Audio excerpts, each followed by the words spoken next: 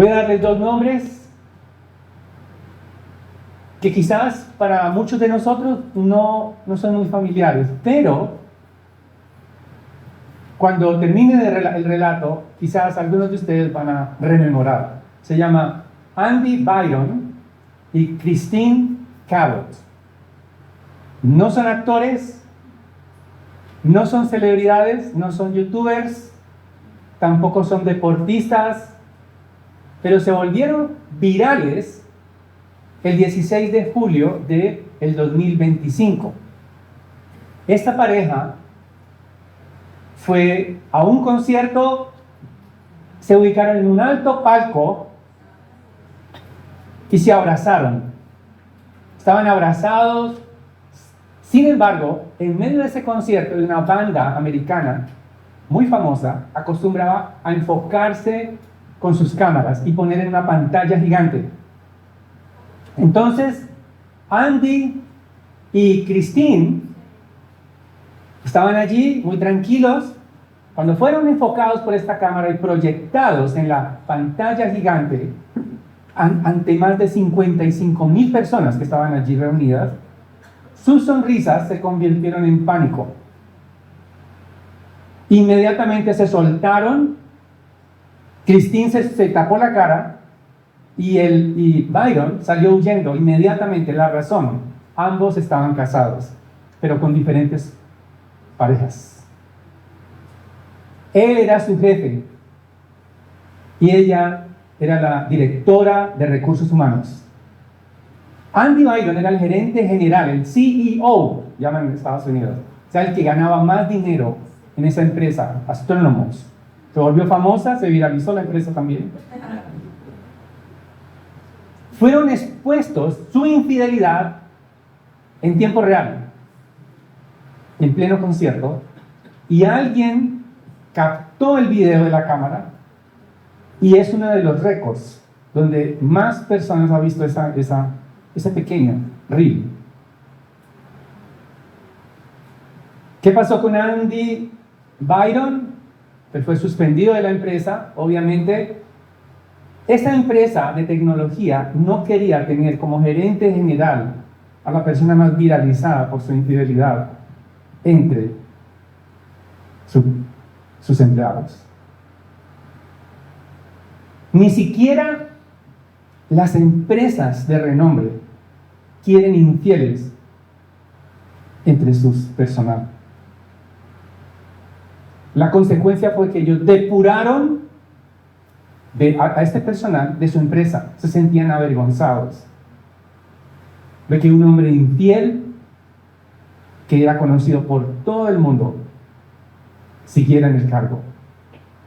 Hermanos, si una empresa se avergüenza del pecado, ellos no le llaman pecado, quizás le llaman un error, un pequeño error, te dejaste captar por la cámara. El error fue para ellos dejarse captar.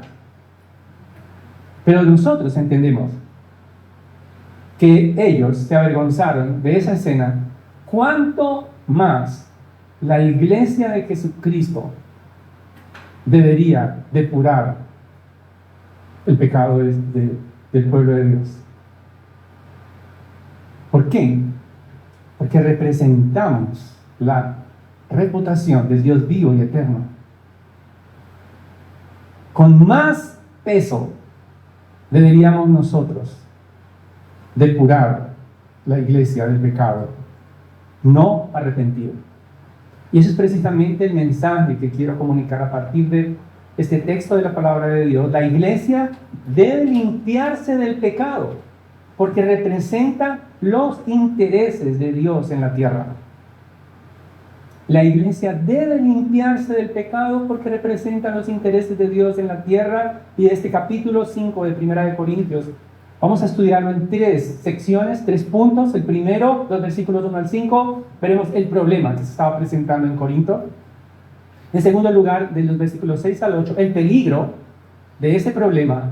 Y finalmente, los versículos 9 al 13, la aplicación. La aplicación. Entonces, en primer lugar, el problema que se estaba presentando en Corinto. El apóstol Pablo estaba abordando todos los problemas de Corinto. Corinto tenía Él está comenzando como con los problemas más relevantes. Y el primer problema que tenía Corinto era la división, la falta de unidad. Unos eran de Apolos, otros eran de Cefas. Había división, había orgullo en esta iglesia. Ellos se creían que porque tenían todos los dones espirituales, estaban facultados entonces para escoger a sus predicadores más elocuentes. Y ese es el primer problema que el apóstol Pablo se enfoca en los primeros capítulos, la división. Se oye entre vosotros que hay divisiones.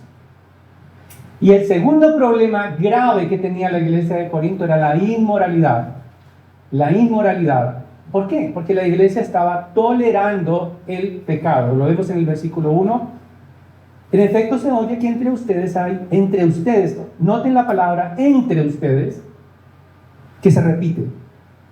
Se oye que entre ustedes hay inmoralidad, y una inmoralidad tal como no existe ni siquiera entre los gentiles, al extremo de que alguien tiene la mujer de su padre, y ustedes se han vuelto arrogantes en lugar de haberse entristecido para que de entre ustedes, el que de entre ustedes ha cometido esta acción fuera expulsado del medio de ustedes. En otras palabras, la situación que se estaba presentando allí era un caso de inmoralidad. Era tan notorio, el texto no nos dice, pero parece que él asistía con su madrastra, con la que vivía y tenía relaciones íntimas. Este hombre estaba allí en medio de la iglesia. Era notorio a toda la iglesia este incesto, que era inclusive algo tan aberrante que dice el apóstol Pablo. Ni siquiera los gentiles hacen eso. Pero había alguien que se llamaba cristiano, miembro de la iglesia de Corinto, y nadie le había dicho nada. A pesar de ser una grave conducta, Levítico 18:8 condena la inmoralidad, la ley mosaica, ese incesto. Aún inclusive la ley romana prohibía esa clase de conductas. O sea, era tan escandalosa la situación que ni siquiera los gentiles toleraban eso. Si en hoy, siglo XXI, viéramos esa noticia en los titulares, se escandalizaría toda la sociedad. Hombre asiste a iglesia cristiana con su madrastra. Entonces, el apóstol Pablo dice que hay un grave problema allí. Parece que la mujer no era la creyente, sino el hombre, porque él se enfoca en el hombre que debe ser disciplinado. Y en vez de sentirse avergonzados por tener a esta persona allí entre ellos, removerlo de la iglesia, eran arrogantes y orgullosos. Probablemente ellos pensaban que por el hecho de gozar de dones, porque tenían todos los dones, se creían muy envanecidos, estaban envanecidos. Y decían, no, si aquí tenemos muchos dones espirituales, significa que Dios está respaldando todo, inclusive la omisión de poder expulsar a este hombre de la iglesia. Seguramente decían, todo me es lícito. ¿Qué debían hacer entonces frente a ese problema que no habían hecho? El apóstol Pablo, después de evaluar lo que estaba ocurriendo, les escribe con autoridad apostólica. Él dice en el versículo 3, pues yo, por mi parte, aunque ausente en cuerpo, pero presente en espíritu, como si estuviera presente, ya he juzgado al que cometió tal acción. En el nombre de nuestro Señor Jesús, cuando estén reunidos, y yo con ustedes en espíritu, con el poder de nuestro Señor Jesús, actúen. En otras palabras, el apóstol Pablo está aplicando la autoridad que el Señor Jesucristo dio en Mateo 18 al 20. Leíamos hace un momento en la palabra de Dios cómo nuestro Señor Jesucristo dice en Mateo 18. En verdad les digo que todo lo que ustedes aten en la tierra será atado en el cielo, y todo lo que desaten en la tierra será desatado en el cielo. Además les digo que si dos de ustedes se ponen de acuerdo sobre cualquier cosa que pidan aquí en la tierra, les será hecho por mi Padre que está en los cielos, porque donde están 2 o 3 reunidos en mi nombre, allí estoy yo en medio de ellos. Ahora, esta reunión de 2 o 3 está dentro de un contexto de disciplina de la iglesia. O sea, no es, muchas veces se entiende que si estamos en una casa, 2 o 3, se interpreta ese texto y dice, no, ya somos iglesia. Entonces, tú eres pastor, tú eres diácono y yo miembro. Entonces, 2 o 3, ahí dice, 2 o 3. No, tiene que ver con la autoridad y los testigos para juzgar el pecado. El Señor ha dicho, en el contexto de este pasaje está el llamado al arrepentimiento. Si tu hermano peca contra ti, ve tú a solas. Luego se agudiza ante la falta de arrepentimiento, entonces lleva a estos testigos. ¿Que sean testigos de qué? De la falta de arrepentimiento. Y si no te escucha, escuchar es sinónimo de arrepentimiento en este contexto de Mateo 18. Escuchar no es solamente oír, no, es arrepentirse. Y has ganado a tu hermano, es decir, ese llamado al arrepentimiento surte efecto y allí termina la disciplina. Y eso es muy importante aclararlo. La disciplina termina con el arrepentimiento en cualquiera de las etapas. Si estamos reconviniendo a un hermano a solas, no es necesario seguir llamando más testigos. Si este hermano se arrepintió, ya, allí terminó todo. Y no se trata de enrostrar el pecado, no. Es la búsqueda como el Señor, antes de este pasaje, está hablando de la oveja perdida. O sea que el llamado al arrepentimiento es una operación de rescate. Creo que todos han visto esas escenas donde esos náufragos quedan allí a la deriva, flotando en el mar en medio de las olas tormentosas. Y llegan esos helicópteros de rescate, hombres que arriesgan su vida descendiendo para rescatar y subirlo con una eslinga, y el piloto trata de mantener firme el helicóptero porque hay una vida que salvar. Se arriesga y lo lleva a un lugar seguro. Eso es Mateo 18. Necesitamos tomar partido en la vida de los hermanos que están en pecado, porque tolerar el pecado es desobedecer a Dios. Y necesitamos sabiduría del Señor, como el profeta Natán se acercó al rey David. El profeta Natán, a pesar de que David se había convertido en un homicida, ¿cuál fue el pecado de David? Adulterio. Y luego ordenó la muerte de Urías, el esposo de la mujer con la que estaba adulterando, para borrar la evidencia. Él ordenó como rey que lo pusieran en el frente de batalla para que fuera asesinado por los enemigos de Israel. O sea, imagínense la mente de David, maquiavélica. Y luego entonces, ¿por qué hizo eso? Porque su amante quedó embarazada. Entonces quería sepultar al esposo. Y entonces él creyó que se iba a salir bien librado, que nadie se iba a dar cuenta, pero estaba actuando delante del Dios vivo y glorioso. Envía al profeta Natán en una operación de rescate y le cuenta una parábola. Si imagínate, había un hombre con muchas riquezas, con muchas ovejas, pero se ensañó con uno pobre que solo tenía una sola ovejita y sacrificó la oveja para darle de comer a sus amigos. Y David dice, ese hombre debe morir. Si está en mi reino, tráiganmelo aquí. Y Natán le dice, ese hombre eres tú. Tú lo hiciste. Y David queda de una sola pieza. Es rescatado. Por eso escribe el Salmo 51. Contra ti he pecado. Es la actitud del verdadero arrepentimiento. Una operación de rescate. Necesitamos actuar frente al pecado. No solamente esperar hasta que el pecado ya sea tan notorio que tengamos que decirlo a la iglesia, sino necesitamos tener una actitud de rescate.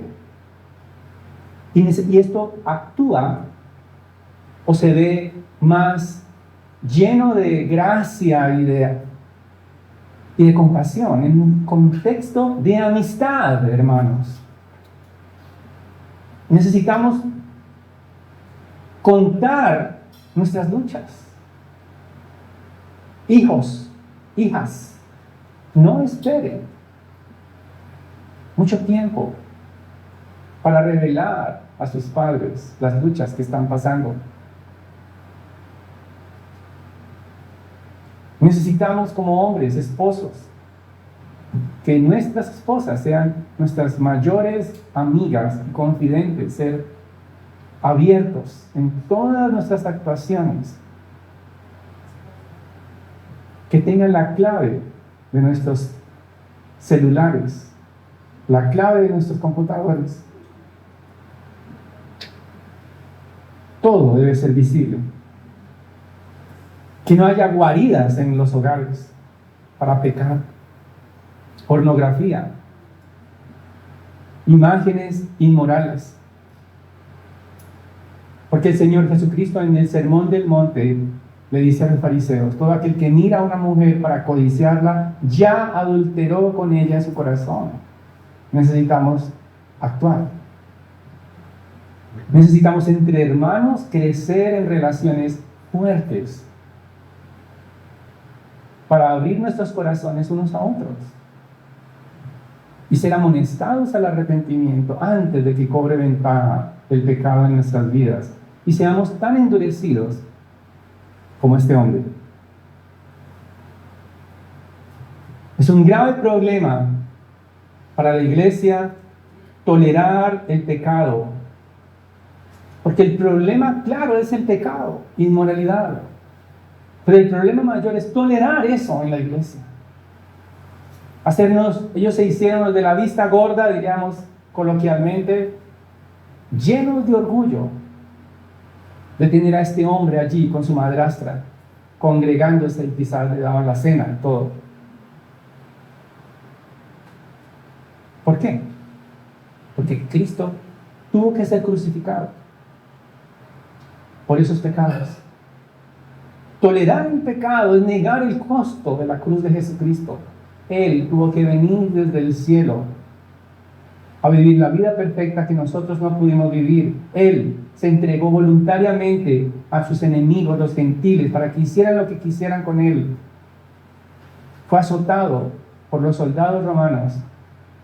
Lo dejaron medio muerto y luego crucificado después de haber sido escupido, maldecido, como un criminal, el Hijo Santo de Dios, por el pecado. Por lo tanto, tolerar el pecado es tener en poco el sacrificio de nuestro Rey y Redentor. Necesitamos actuar con compasión, mirando que en nuestro ojo no tengamos una viga y tratemos de sacar la paja del ojo ajeno. Ese era el problema de Corinto. Pero ¿cuál es el peligro? En segundo punto, de los versículos 6 al 8, el peligro es la contaminación del pecado. A partir del versículo 6, el apóstol Pablo dice que ellos se jactaban, y dice: la jactancia de ustedes no es buena. El orgullo de ustedes no es bueno. Tolerar lo que están tolerando no es bueno. ¿Por qué? Les hace una analogía, una metáfora con la levadura. Entonces, él lo que quiere indicar a la iglesia es que deben actuar porque hay un peligro.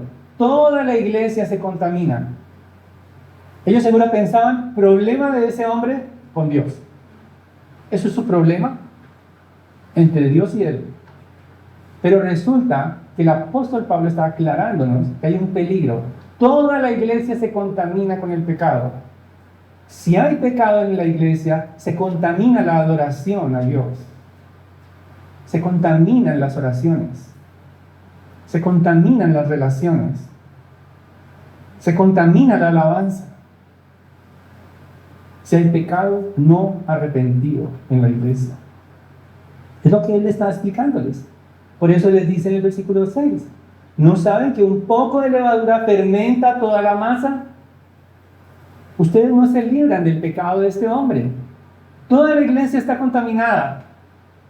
¿Beberían ustedes agua sucia? ¿Le pondrían una gotita de agua contaminada con bacterias a su botilito? Y luego lo beberían diciendo, no, eso es una gotita. Creo que ninguno de nosotros, en su sano juicio, a no ser que tenga muy buena EPS, para que lo atienda con una ambulancia, en cuestión de minutos. La iglesia fue limpiada por Jesucristo.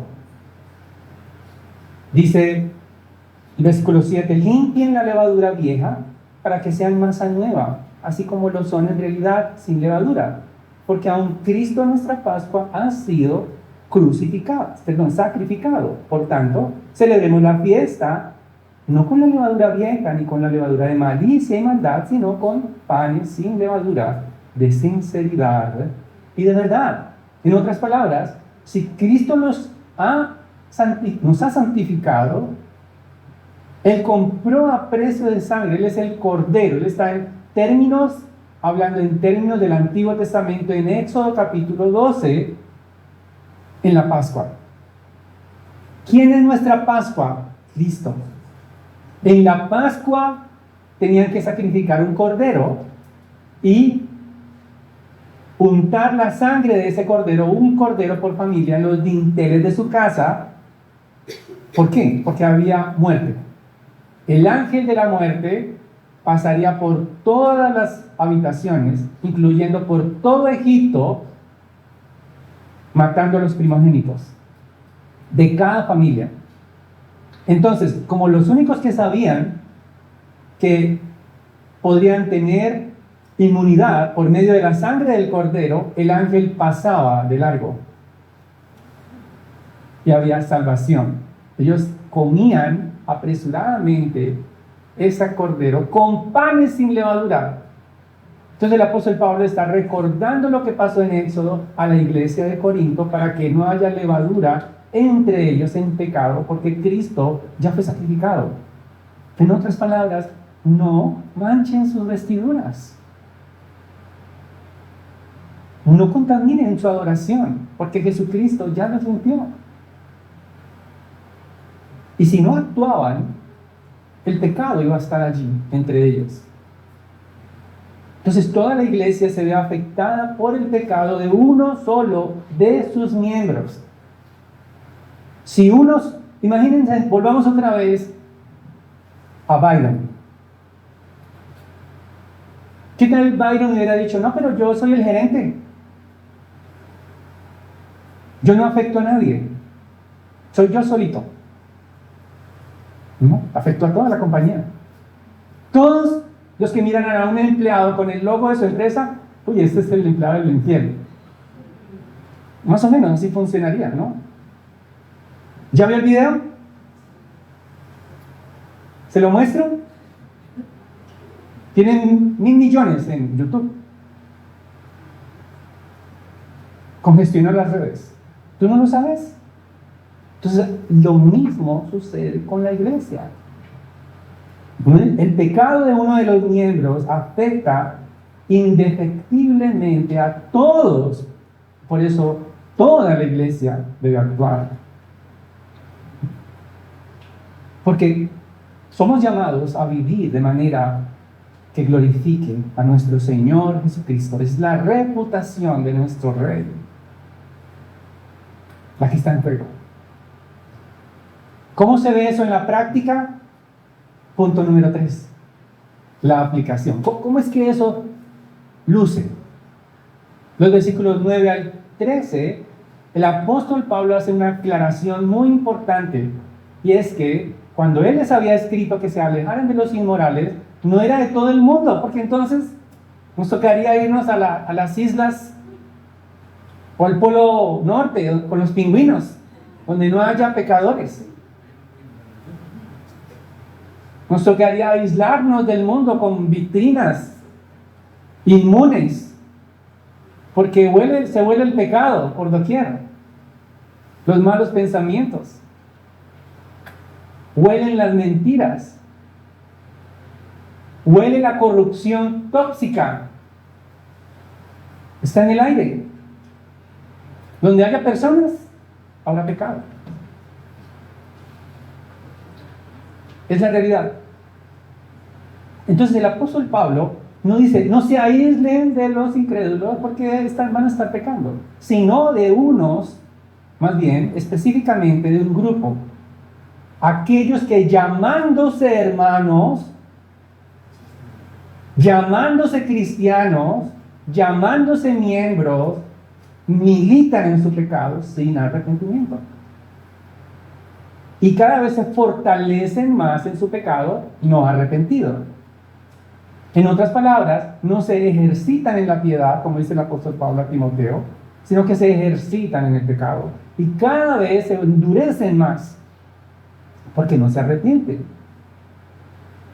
Y por eso el apóstol Pablo, el versículo 10, dice, no me refería a la gente inmoral de este mundo, o a los codiciosos y estafadores, o a los idólatras, porque entonces tendrían que salirse del mundo e irse en la nave espacial para aislarse, y va a salir más costoso. Porque la iglesia ha recibido autoridad de parte de Jesucristo, donde estén 2 o 3, todo lo que aten en la tierra será atado en el cielo. Y les aclaro, no son empresas,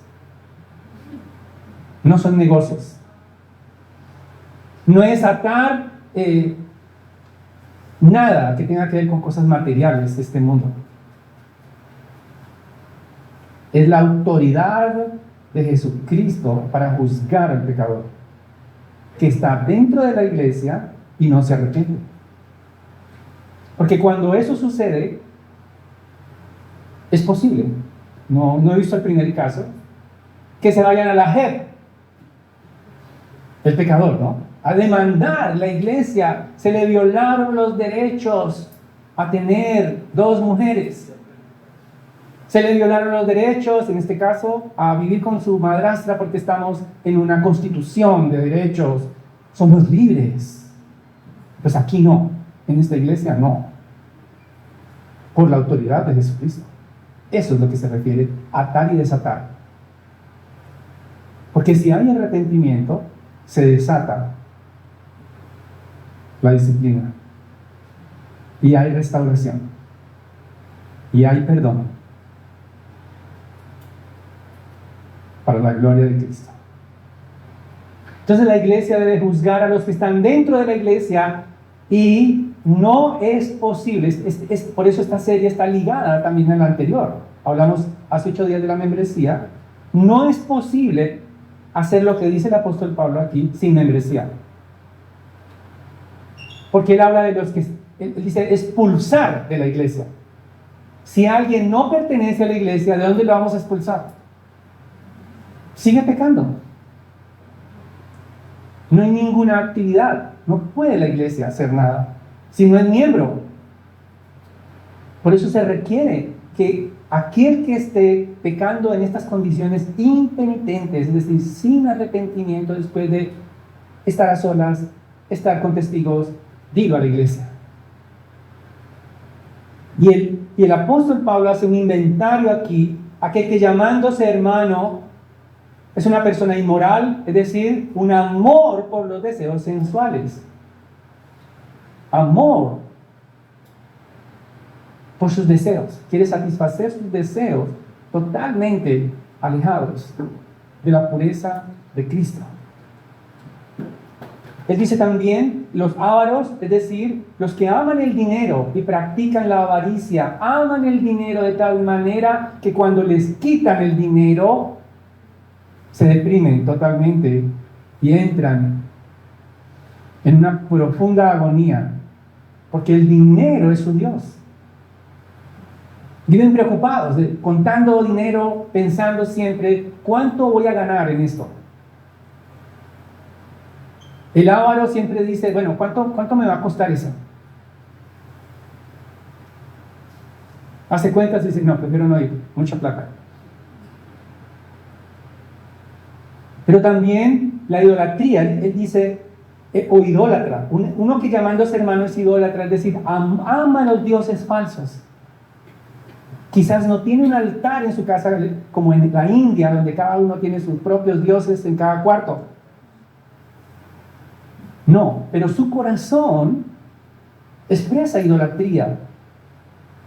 Tiene ídolos que cuando se los quitan es como quitarle las entrañas, porque dependen absolutamente de personas o de cosas o de reputaciones, todo lo que el mundo ofrece. Dioses falsos. Como decía Juan Calvino, nuestro corazón es una fábrica de ídolos. Pero también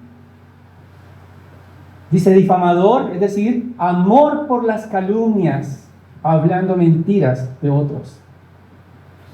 Llamándose hermano, está difamando a otros, está hablando por las espaldas, está agrandando las informaciones. Aman las calumnias. Pero también los borrachos, amor por el licor. Y esto incluye todas las variantes de licor, de enajenación de la mente, drogas, todo el portafolio de este mundo. Y finalmente,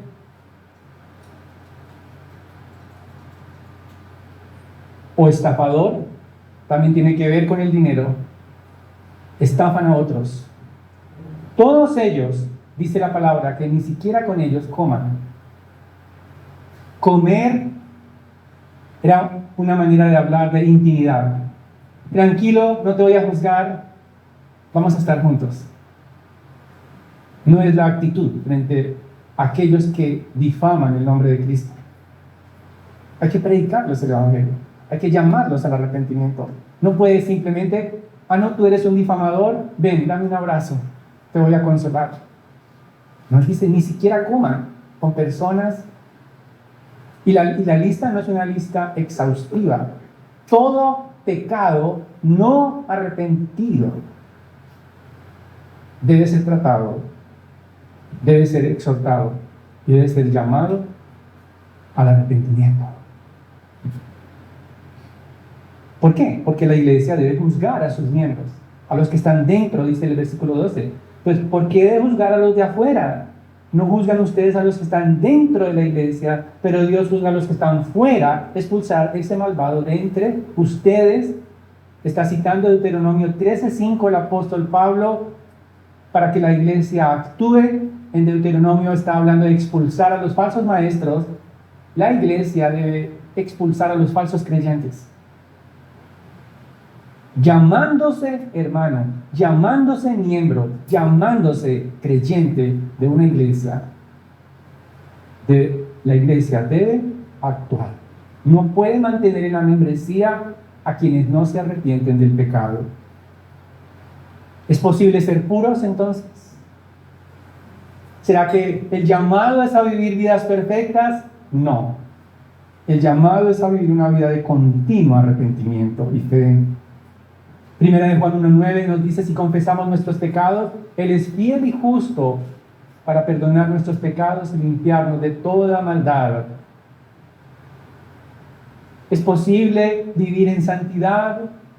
El apóstol Pedro, leíamos al comienzo, como hijos obedientes, no se conformen a los deseos que antes tenían en su ignorancia. sino que así como aquel que nos llamó es santo, así también sean ustedes santos en toda su manera de vivir, porque escrito está, sean santos, porque yo soy santo.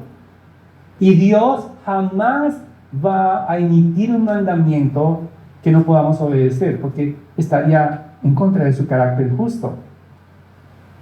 Si Dios nos impone algo que nosotros no podamos ser, es injusto, y Él atentaría contra su carácter justo. ¿Tiene sentido?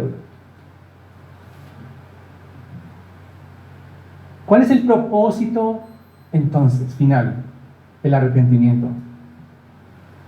¿Cuál es el propósito de que la iglesia conserve su pureza porque refleja la santidad del Dios eterno? El arrepentimiento. Y quiero terminar leyendo Mateo 18, 21 al 22.